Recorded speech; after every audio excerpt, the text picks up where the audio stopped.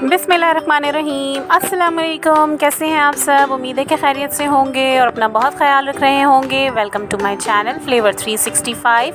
आज मैं आपके लिए लेके आई हूँ ज़बरदस्त किस्म का मीठा जो कि 5 मिनट में तैयार हो जाएगा। तो जी आज हम बना रहे हैं वनीला पुडिंग स्क्वॉश जो कि बहुत ही इजी और बहुत ही क्विक वे में तैयार हो जाएगा। तो हम वक्त ज़ाया नहीं करते हैं और चलते हैं अपनी रेसिपी की जानिब। देखते हैं कि इसमें क्या क्या इंग्रेडिएंट्स शामिल होने हैं और ये कैसे तैयार होनी है। इंग्रेडिएंट्स में हमें चाहिए 3 पाव दूध जो कि मैंने पहले से बॉईल करके रखा हुआ है और इसे रूम टेम्परेचर पे कर लिया है। साथ ही यहाँ पे तकरीबन 5 टेबल स्पून के करीब है मैदा। इसके अलावा यहाँ पे मैंने 1 कप भर के ली है चीनी, जिसमें से हम जितनी हमें रिक्वायरमेंट होगी हम ले लेंगे।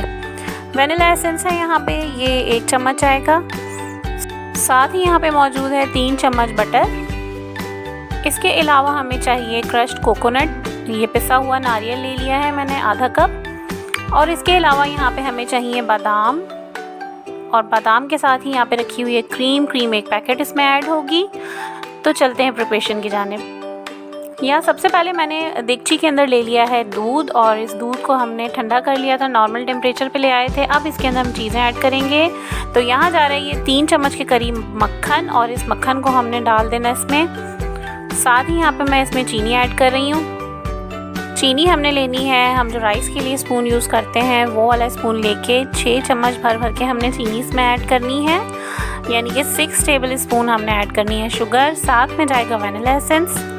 तो वनीला एसेंस भी हमने लेना है तकरीबन आधा चम्मच के करीब, और इसको हमने इसमें ऐड कर देना है। अब यहाँ पे जा रहा है मैदा, और मैदे को भी हमने इसी तरीके से मेजर कर लिया है, और ये मेजरमेंट तकरीबन 5 चम्मच की है।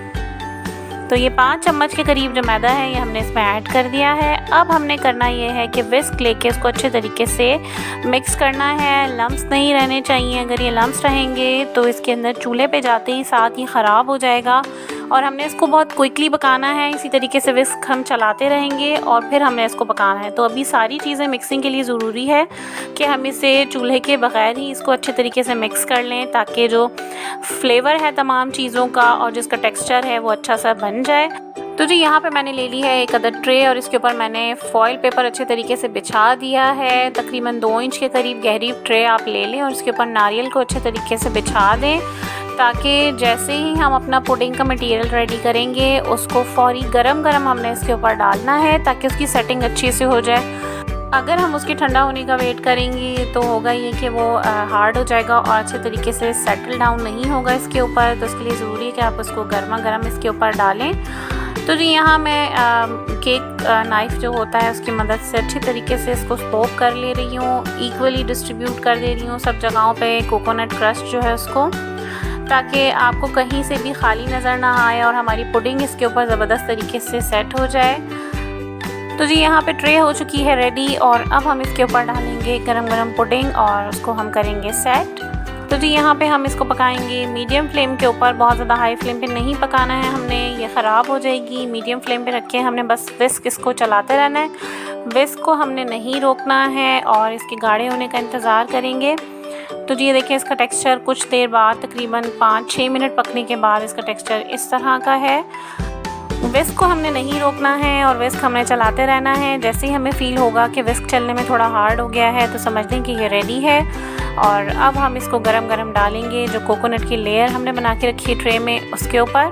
तो जी इस तरीके से आपने इसको लेयर दे देनी है, और ज़बरदस्त किस्म का इसका टेक्सचर क्रीमी सा आपको नज़र आ रहा होगा। इक्वली इसको डिस्ट्रीब्यूट कर दें सब जगह, और फिर अगर आपको लगे कहीं से भी कि डिसबैलेंस हुई है तो आप इसको स्पून की मदद से कर सकते हैं, लेकिन मेरे पास यहाँ बिल्कुल इजीली हो रहा है ये काम, तो मुझे ज़रूरत नहीं है। अब हम इसे करेंगे ठंडा, यानी रूम टेम्परेचर पे। पुडिंग नॉर्मल टेम्परेचर पे आ जाएगी तो हम इसे डाल देंगे 10 से 15 मिनट के लिए फ्रीज़र में। और अब यहाँ पे मैंने ले ली है 4 चम्मच भर के चीनी, और इसके अंदर हम ऐड करेंगे 1 पैकेट क्रीम का। तो जी ये क्रीम मैंने जो है पूरा पैकेट इसमें डाल देना है, और पैकेट को आपने अच्छे तरीके से साफ़ कर लेना है, वेस्ट नहीं होना चाहिए फूड बिल्कुल भी हमारा। और अब यहाँ पे हम इसके अंदर चलाएंगे बीटर, और अच्छे तरीके से क्रीम को फ्लफ़ी सा बना लेंगे। तो जी बीटर यहाँ पे मुसलसल चल रहा है और ऑलमोस्ट चीनी हमारी डिज़ोल्व हो चुकी है, और अब हम इसको स्प्रेड करेंगे अपनी पुडिंग के ऊपर। पुडिंग भी यहाँ पे ठंडी हो चुकी है। गरम गरम पे आपने क्रीम बिल्कुल भी नहीं डालनी है क्रीम का, वरना जो टेक्सचर हमने अच्छा सा बनाया है वो ख़त्म हो जाएगा और वो ख़राब हो जाएगी, फटी फटी सी महसूस होगी। अब यहाँ पे आपने क्रीम को इक्वली पूरी ट्रे के ऊपर अच्छे तरीके से स्प्रेड कर देना है, कोई भी हिस्सा ना रहे, और अच्छे तरीके से हम इसको स्प्रेड कर रहे हैं। यहाँ पे ये ऑलमोस्ट डन हो चुका है और ये एंड के जो एजेस हैं इनको भी कवर कर दे रही हूँ मैं अच्छे तरीके से, और ये हो चुका है रेडी। अब इसके ऊपर हमने स्प्रेड करना है बादाम जो मैंने क्रश करके रख लिए थे।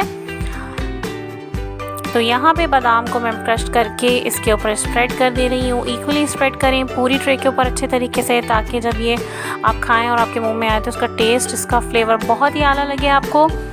अब जी हम यहाँ पे कटिंग कर ले रहे हैं इस पूरी ट्रे को, और हमने 3 हिस्सों में डिवाइड कर लेना है लंबी लंबी स्ट्रिप्स की सूरत में।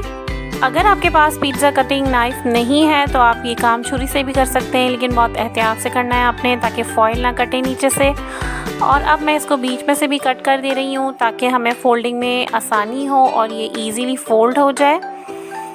तो जी यहाँ पे ये कटिंग हमारी हो चुकी है। अब मैं फॉइल को बहुत ही स्लोली मूव करूँगी आगे की तरफ, और हमने इससे कोशिश करना है कि ये पैटी की सूरत इख्तियार कर ले।